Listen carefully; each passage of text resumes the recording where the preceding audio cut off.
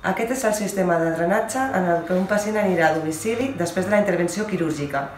El líquid blau simula el líquid i la sang que va drenant després de la intervenció.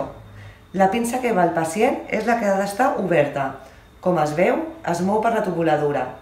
I la pinça de sota tancada, no es mou. En el moment que l'equip d'hospitalització a domicili us ensenyem avui del drenatge, que es farà un cop al dia a la mateixa hora aproximada, el que hem de fer és tancar la pinça superior i obrir la inferior.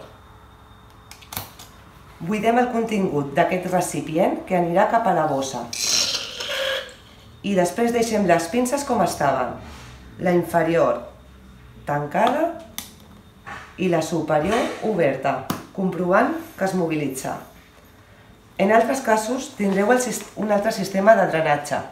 És un recipient que no es pot buidar. Sols ens hem d'assegurar que la pinça de dalt està oberta, es mou, i que està la motlla fent el buit. El que fem per comptabilitzar el líquid un cop al dia a la mateixa hora és recolzar el recipient a una superfície plana i marcar on està el líquid.